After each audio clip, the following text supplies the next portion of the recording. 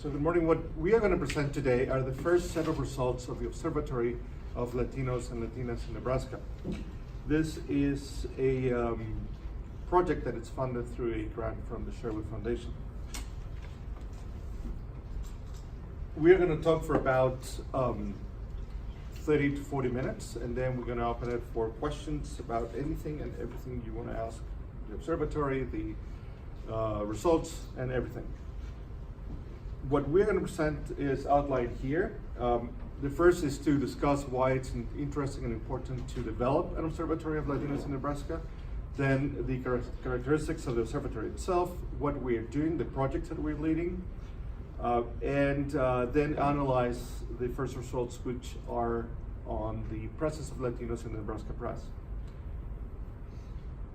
And those are the main results and what comes ahead. And my name is Cristian Doña. I'm the director of the Office of Latino and Latin American Studies. And with me presenting, and who also worked very hard on this project, is Liz Reyes, who is the research assistant for the observatory. She has a master in science in political science, and is now also studying for the PhD in public administration, working on her dissertation on migration as well. All right, so let's start. So why an observatory? The idea of an observatory obviously gives you the image of an astronomical observatory, right? We're not trying to find any black holes here, so, but we do look for silences, which are very similar in our discipline to black holes. The objective in general of these observatories is to register, research, and analyze information that is freely available, or at least in principle is freely available. And we can define, or has been defined, observatories in the social sciences as this set of structures that allows to obtain a wide view of the evolution of specific social phenomena and occurrences. In this case, we're talking about Latinos in a particular geographical area of Nebraska. In part, the need for observatories arises from the massive information overload that we'll encounter. Especially in research, there's more and more journals, there's more and more articles published every day, there's more and more data that for some one of the possibilities has been to analyze it through big data, but there is more and more information that the public in general, or the authorities who develop public policies cannot really access it all. So in this case, the observatory is a way of gathering the data and analyzing in a way that's visible for everyone. In the same sense, in the same meaning, in the same idea, the idea of an observatory is to democratize the access to data. In what way? By providing free analysis of available data, we can share with the public what is going on with respect to a particular situation, in this case, Latinos in Nebraska. As we know, the Latino population in Nebraska is growing. It has a historical presence since the late 1800s, early 1900s.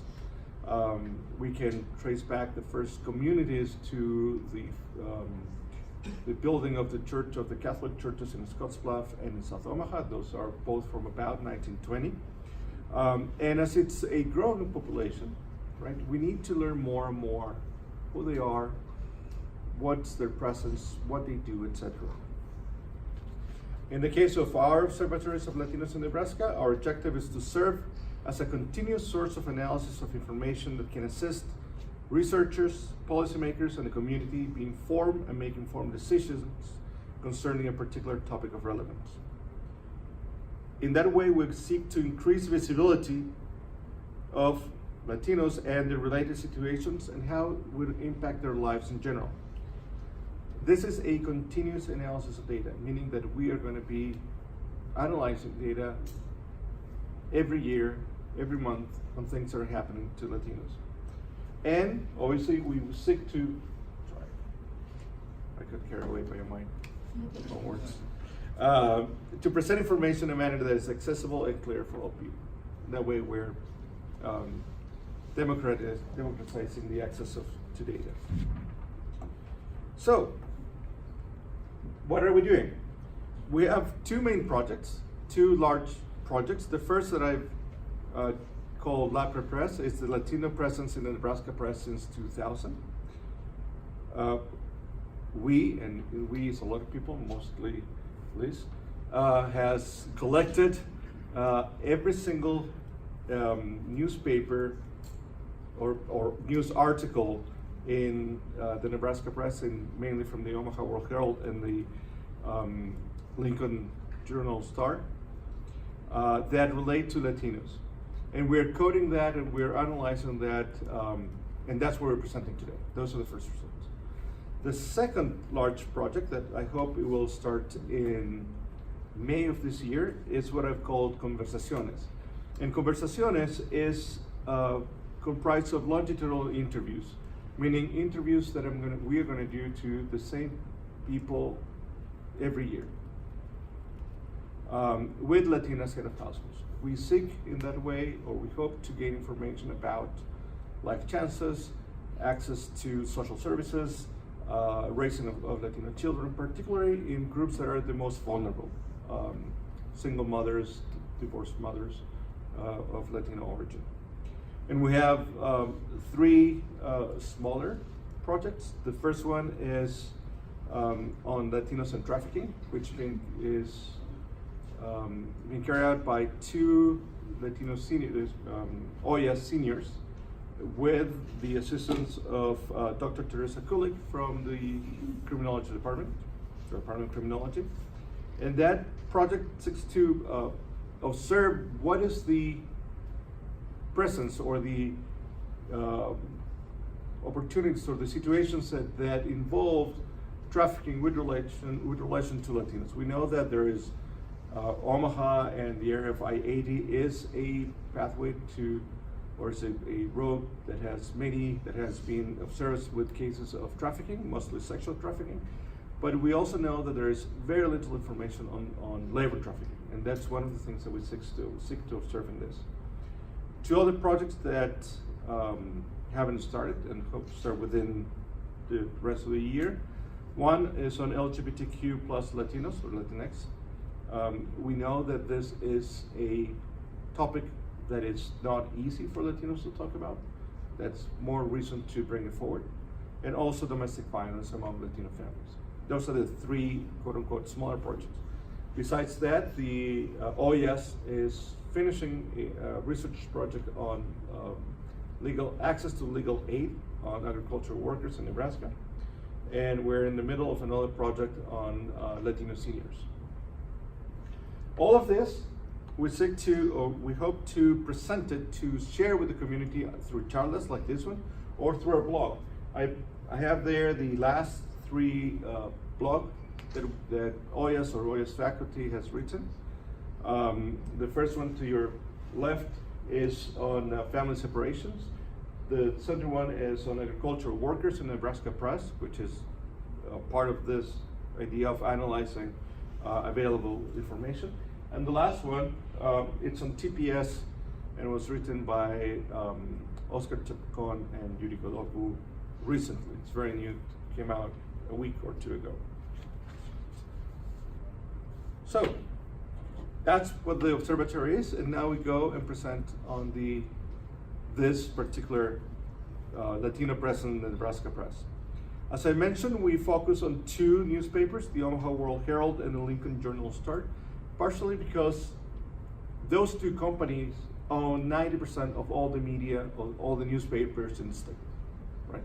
So by focusing on those, we have the largest representation of news that are dispersed in the state. Our analysis was done through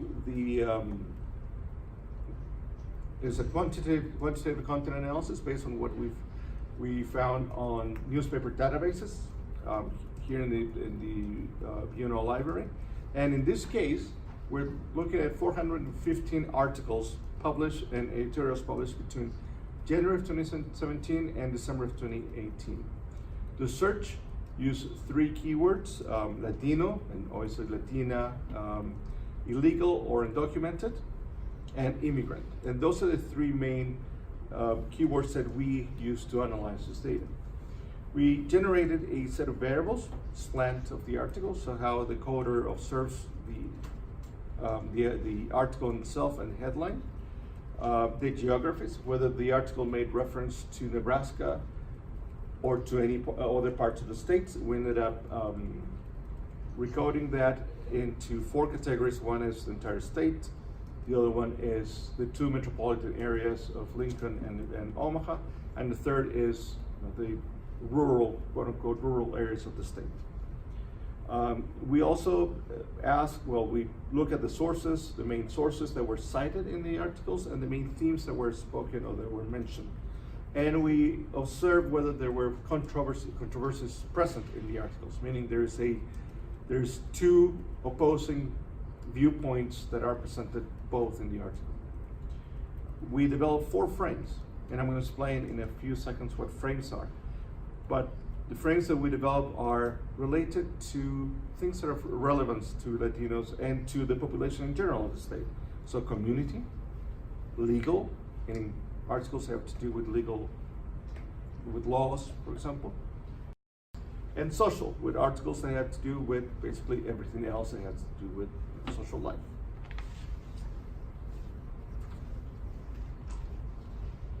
We are looking for presence. Presence is important, and presence of understudied, underprivileged group is always important. We have observed that, for example, we need to see presence of faculty members of a particular gender or particular ethnic background to understand that those groups are important. The same in politics, the same in every aspect of life, right? We wanted to see if they actually were articles where Latinos were present. We found them, right? Because it's important for everyone, right? To see that this, quote unquote, new, right? And for some, presence of Latinos is there as they make the strange become familiar and the invisible perceptible. Right? So we know what's happening with Latinos. We know what's out there.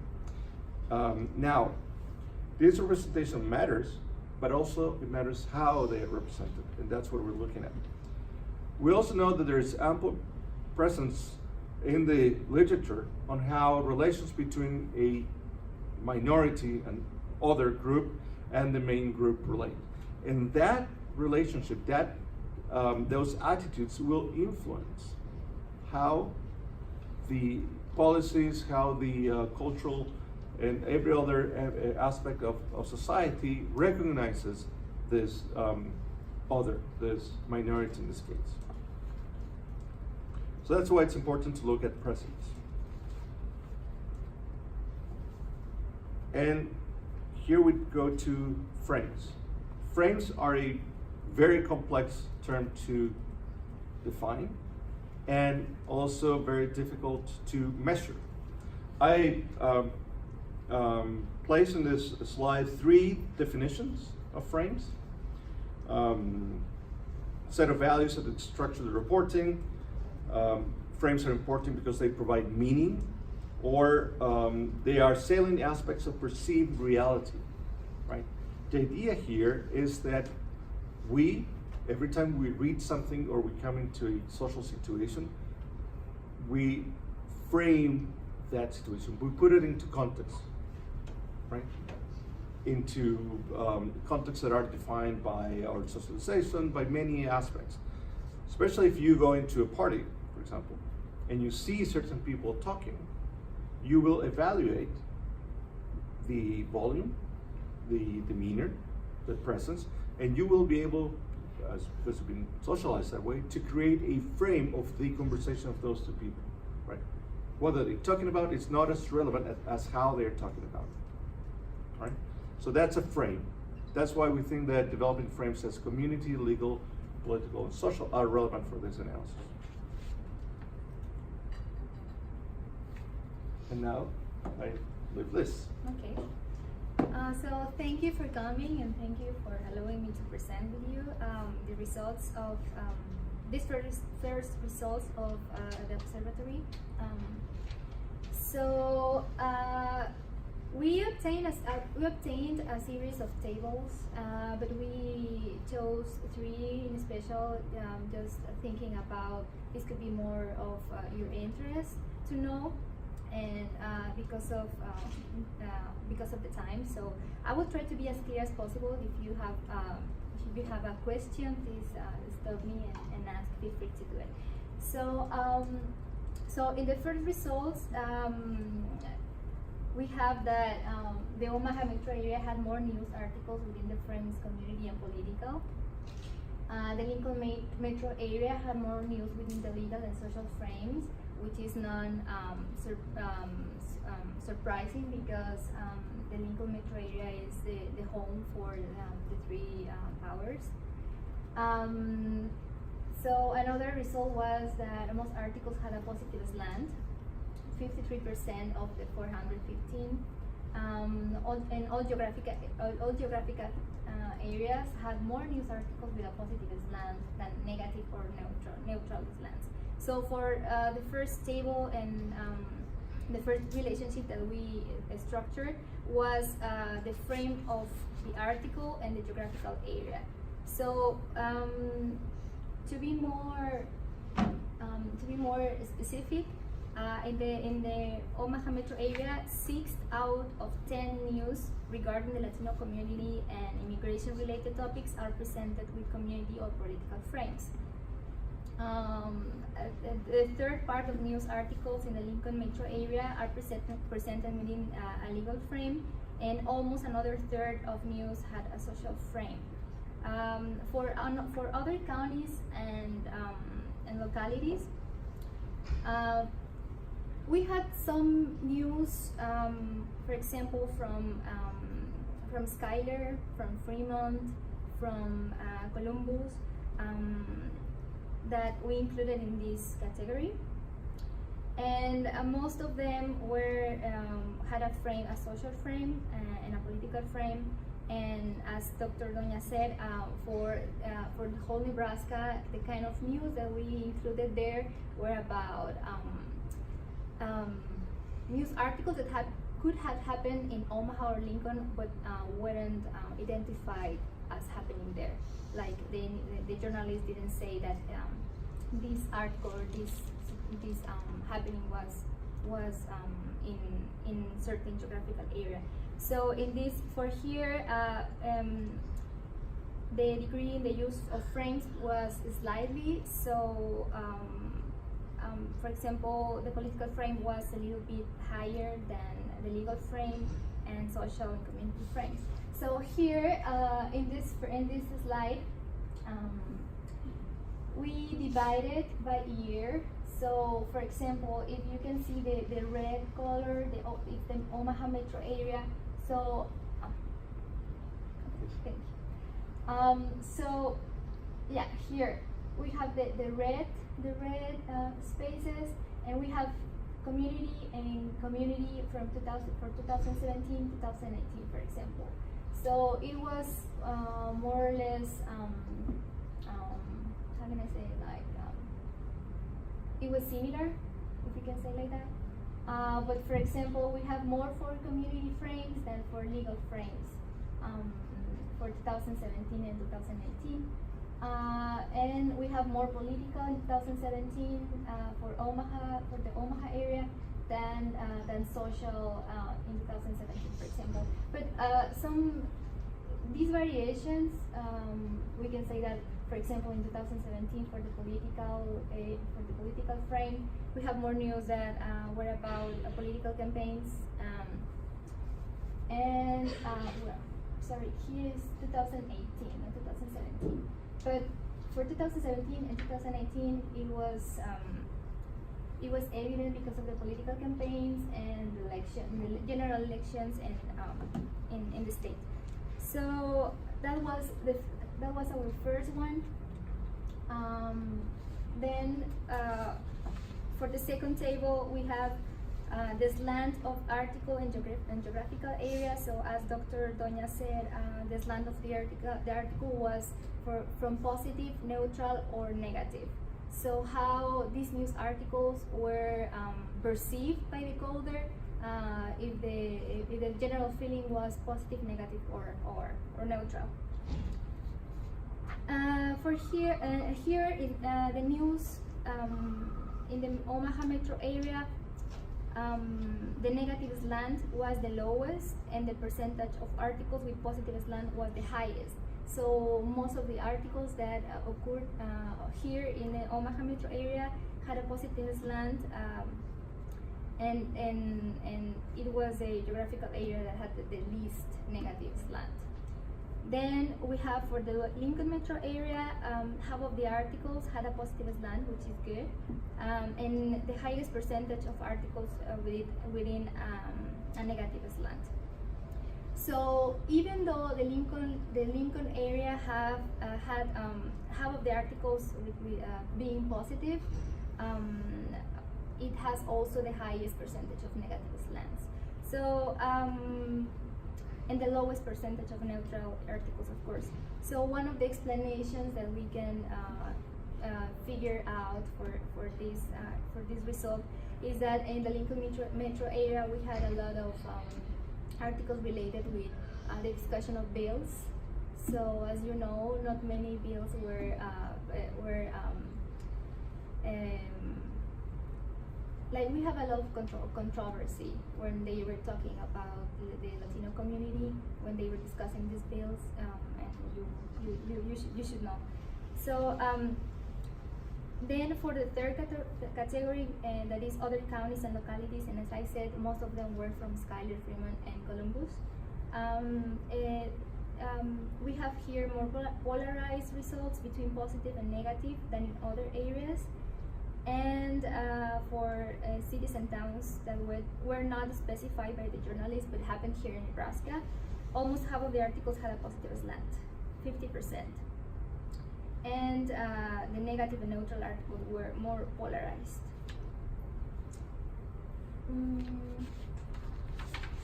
So here again, we divided by year, because these results are for 2017, 2018. Here we are dividing, and for example, if we see the green color, it's for the Lincoln metro area. So as I said, they had more negative articles than, for example, Omaha, and we have more, and for example here, positive 2018 and negative 2018. Again, it's kind of it's similar, but it continues to be more negative for the Lincoln metro area.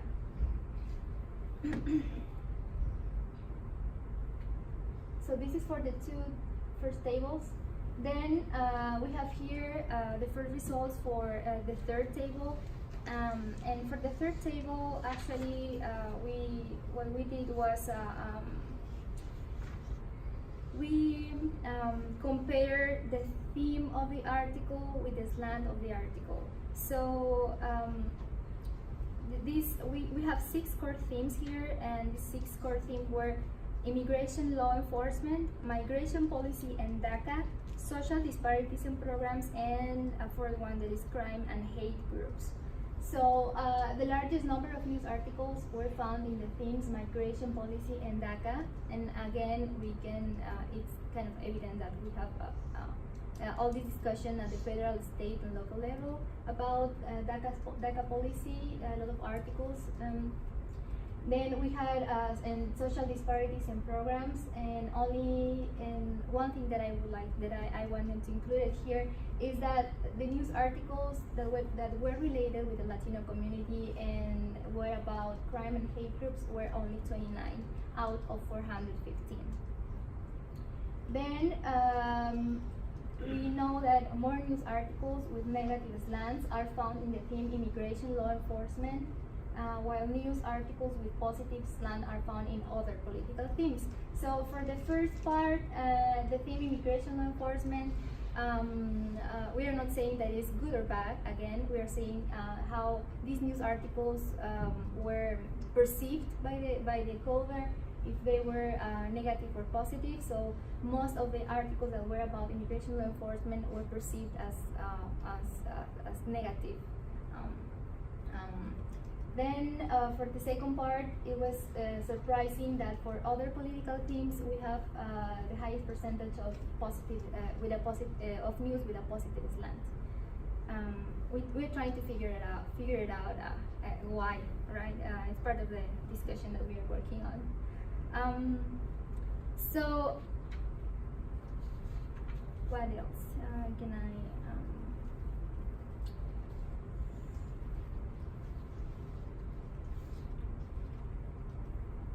Yeah, I think these are the main results for this third table, and here we have again divided by year.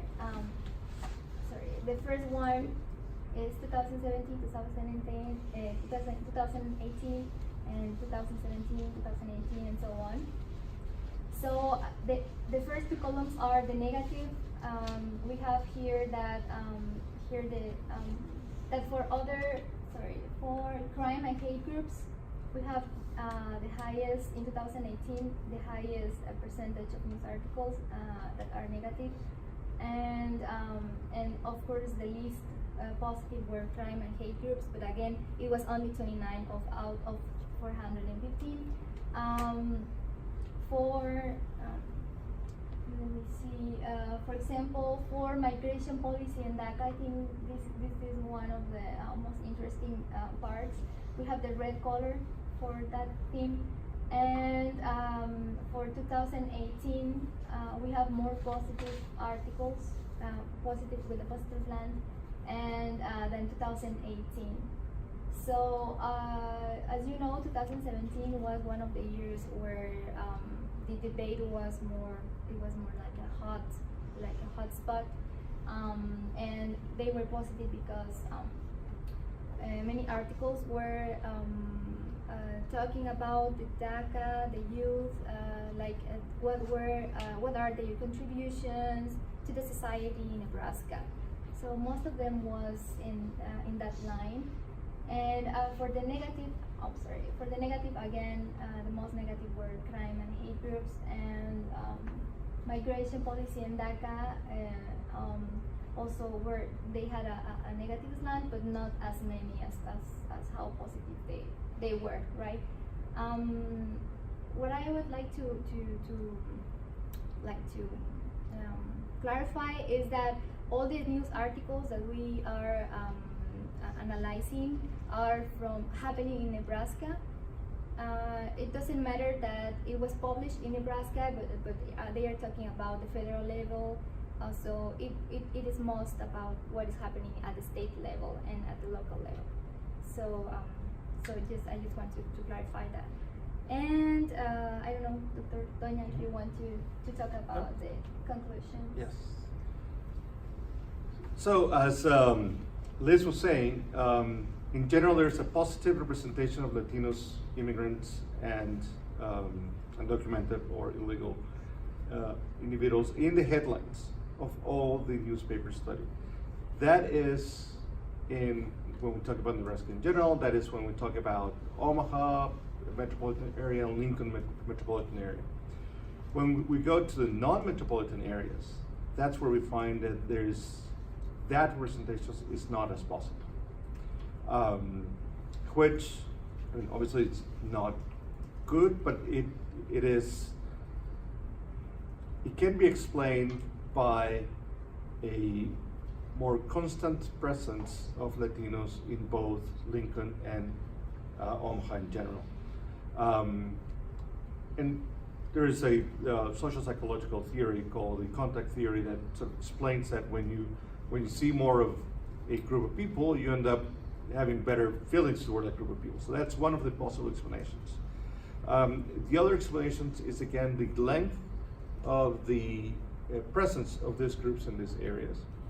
And while there is the length and the trajectory of these groups in this area, where we see more and more Latinos in positions of relative power in the media and others, while in the more rural areas we can see where we might see that there's still the relationships made between Latinos and meatpacking agricultural work. So that might be also one of the reasons why there's a more positive representation of Latinos in the metropolitan areas and in the more rural areas. Now, there's an interesting set of relations that I wanted to mention between source and frames, for example. When the source was an immigrant, the frame was community. So immigrants talk about community, right? When it was the government, the source was a member of government, either local or federal or state government. It was all about legal issues, the law, etc. When the civil society or the local community, civil society, I mean NGOs, community organizations, etc., or when it's citizens, people living in that area, individuals living in that area, either academic or just lay people, the frame that fits the most is the political. Now, this also occurs when we look at theme and frames. When the theme is immigration law enforcement, the frame is social, that is interesting. We still need to go deeper into those articles to see why it will be more social than, for example, legal. But when we talk about migration policy in DACA, it's fairly obvious. The frame is legal. It talks about laws, it talks about law change or the lack of laws, etc. When we see social disparities in program, and that is access to social services, right? Access to health, access to education, we see that the frame is political, right?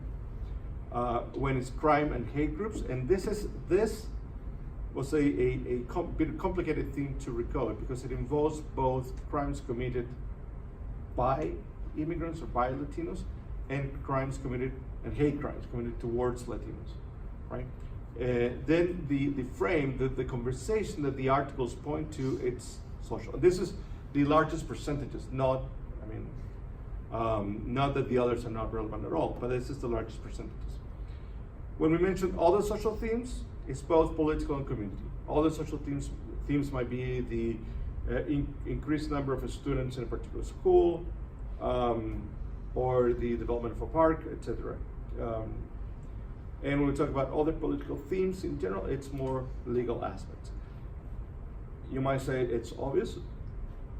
In some cases, it's the analysis and coding represents what we expect should happen in reality, which is good.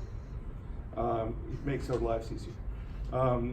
And when we talk about, or when the articles have a controversy, right? When we can see a controversy in the articles, the sources are always either the immigrants or the government, right? And the other three sources are not. There are no controversies when there is community organizations or civil society or the local individuals. Similar happened with the theme. When the theme is either immigration or law enforcement, immigration law enforcement or migration policy in DACA, that's when there are controversies. When there's other themes, like social disparities or crime and hate, even crime and hate groups, there is, most of the cases, there's no controversy within the article. So the debates that are occurring that are presented by the newspaper are in those two themes: immigration law enforcement and migration policy in DACA. There is somewhat, at least as the press suggests, a consensus on the positive aspects or the better aspects of migration in the other themes, which is, again, it proves that while it doesn't prove completely, it gives certain ideas towards a conclusion that Latinos at this point are actually well received in Nebraska in general, and through the press, right? What comes after this? This is only the beginning of our project. We're going to continue, we're going to reanalyze this and continue the analysis from 2000 till now with the second coder. So it's going to be two people coding each article. That is a standard methodological option to ensure the validity of the coding. With that in hand, we expect that we'll be able to produce a full report of this 17 years by December of this year. That's at least is what I hope. Famous last words, as one professor of mine used to say. And after that, a biannual report of this information. So the next one will be 2019, 2020, and so on and so forth. We need to contrast and compare this information with other type of information, mostly surveys, quantitative data available through surveys. We already, again, we is a lot of people. This already look for all the surveys that are applicable to Nebraska that have to do with perception and representation of Latinos. And there is a possibility of working on a big data analysis of representation and presence in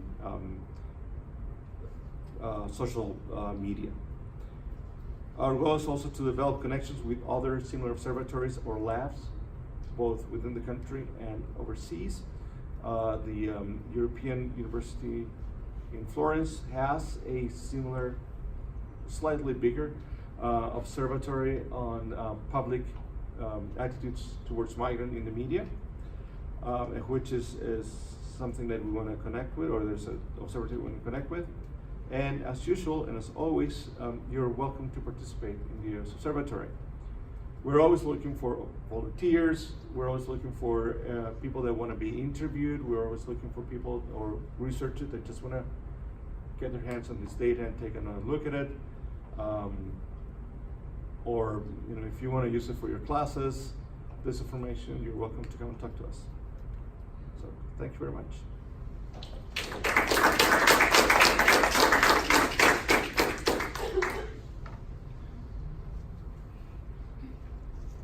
Any questions or comments or ideas?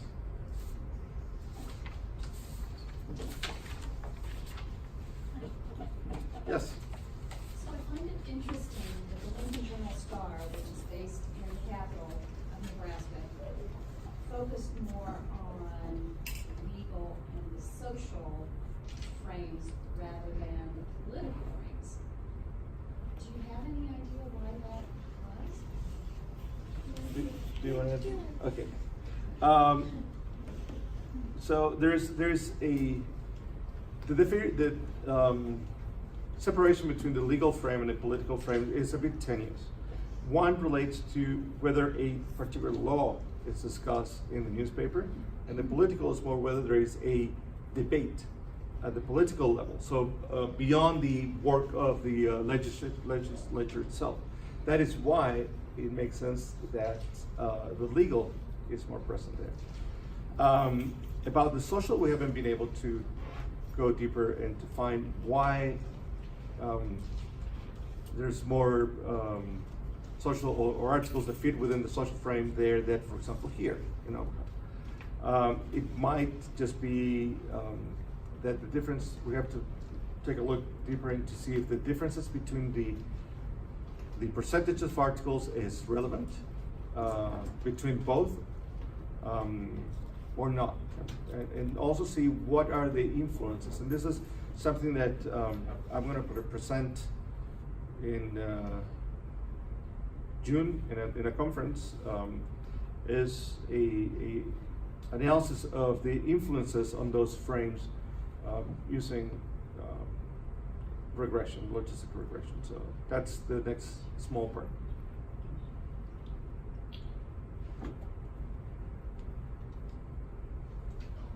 Okay. I would just like for you to kind of talk a little bit about a bit more about the favorable representations of Latinos socially and these kind of what would possibly seem to be a contradiction with the political kind of question. So were you guys surprised by this? What do you do with this information? And where does it go? Does that mean that social isn't as important in its connection to the political? Or do we emphasize more the social in order to make the political, or kind of get a better political situation for Latinos?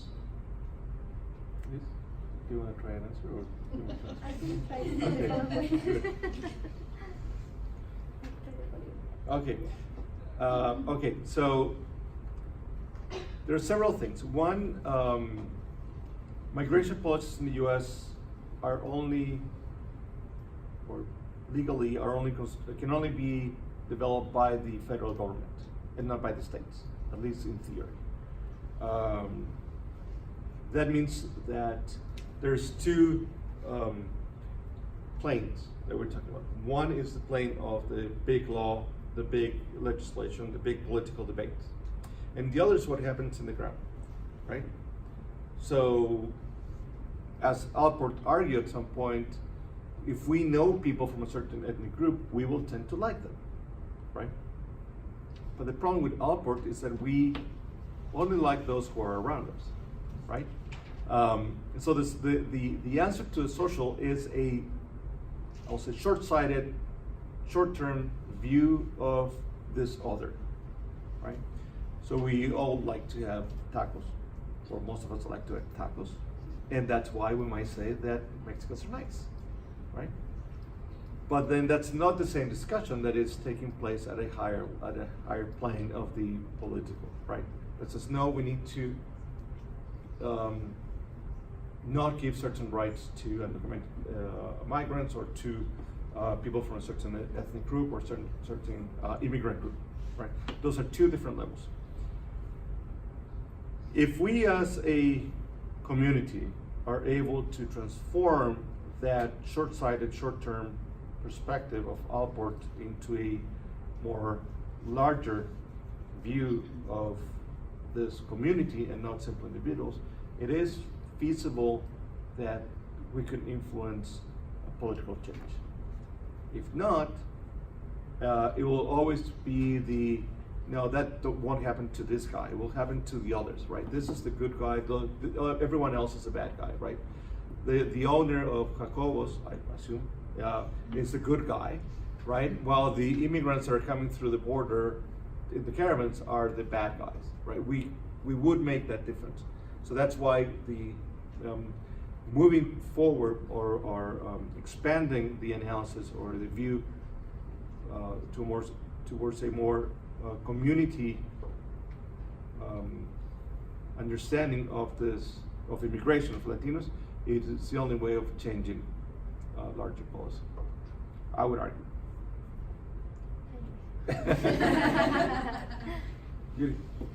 Are we going to analyze the Nebraska Press back in the 1990s when the Latino population started growing in the state and comparing with the recent articles? If we have funds. I mean, as Liz can tell you, the coding part of these articles is very time consuming. It's very difficult. And it takes a long time. That's why we have 2 years and not the 17 years. And if we are able to do a more of a big data analysis of newspapers that were published in the 1990s and 2000s, yes, that is very much a possibility. And also a more fine tuning of the analysis to see what were the debates, what were the discussions, what were the things that were happening both at the local, state, and larger level, so that we can compare, right, with the outside world that's not necessarily in the press. So, for example, we should look around. We should look around the O'Neill rates of last year. We should look at what the press said around that specific moment, right? And see if the larger trend of, yes, Latinos are well presented, it also plays when we are in a moment of crisis, right? So it still requires a little bit of fine tuning to improve the analysis of certain specific moments and of larger trends. Just to complement that, For these 2 years, we have these 415, but we already have the news prepared since 2010 to 2018 are more or less like to 2000. So we have to read each news articles and analyze and code. But we are planning for the observatory to start from 2000. But I think it would be interesting to have this perspective between decades. And also, I think that that this analysis of data will start to suggest where we can start to dig in and to have this, as Dr. Doña said, this more acute or fine analysis of debates or particular things that are relevant to Nebraska. Especially because I remember during the 2000s there were a lot of legislative bills were introduced to the state, many anti-immigrant bills. So it would be great to see what kind of articles were published in Lincoln Universal or Omaha World Herald that that affect kind of like the Latino view. Yeah, we didn't separate it, the two newspapers, because we didn't separate it. We just when we selected the geographical areas, we have news published by Omaha World Herald and Lincoln Journal Star in Omaha. But we didn't separate it just to see what is the line of the newspaper. For example, if Lincoln Journal Star has a more uses more negative slant or not, like these kind of things, we haven't looked at it. But I think also that would be interesting to separate by newspaper. I also have a question. Well, thank you for this informative information. I was wondering if you were able to see who were writing the articles. I think this is also an opportunity for, maybe analyzing if there is, there are Latinos talking about Latinos. If there, maybe this is an opportunity for a potential future Latino journalists that can contribute with the newspapers, or an opportunity to work in the local newspapers to talk about these, maybe from the standpoint of bringing a different perspective or more integrated perspective. So I don't know if you had the opportunity to look maybe any characteristics from the writers. Good? Okay. I think I agree. It would be interesting to see who is writing and who is writing what, and what are they saying.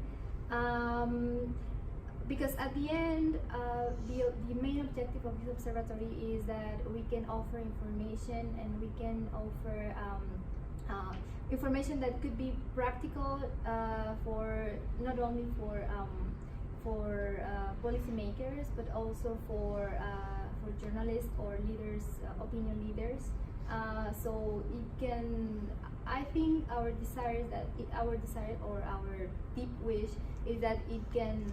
Maybe this information can be used to do some proactive activities towards something more positive, welcoming, and continue to do of this state let's say a more a welcoming and responsive. I don't know, the state that we want, right? So. That said, coding for the writer, it's really difficult, because you either code for the name, and then you're putting that person in the spotlight eventually, or you code by certain characteristics of the writer itself, which is also possible, but it makes the database a bit larger. And also in the current business of journalism, there are many articles that are not signed, that they're either from agencies, or they're written by a group of journalists working together, where there's no one name put forward. What we have is articles or the coding of articles that are regular news articles and editorials. And the editorials might be somewhere that we can analyze the line of the newspaper in general in a more in-depth way. Just in that way saying, well, you know what, there are differences between the Omaha World Herald as they present their editorials in X themes. And that can also be done. That is something we can do at this moment. Someone alarm just went off and saying that we have to go. Any other questions or comments? Okay. So just picking up on what you just said, why only considering those kind of drawbacks or limitations, have you also thought about going beyond newspapers? Well, that's a big data TV project. news,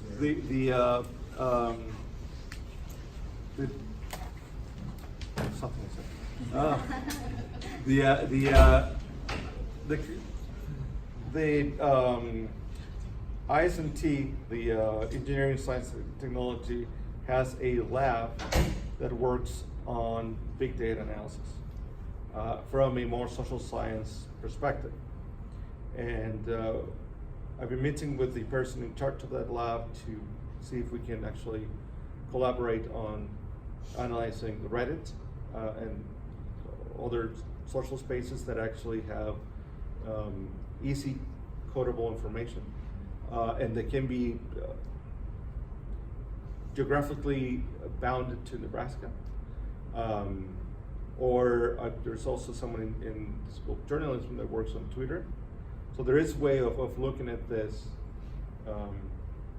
looking at other data sources, not only newspapers, because we know that people don't read newspapers now. So it's also that problem, right? That why is it relevant to think about analyzing a newspaper when not a lot of people read newspaper?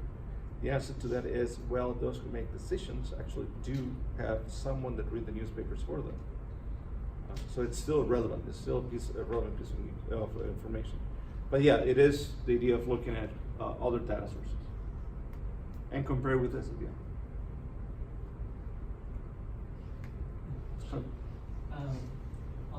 When you're coding and looking at language and determining kind of the slant of it, and how you put that into a framing category,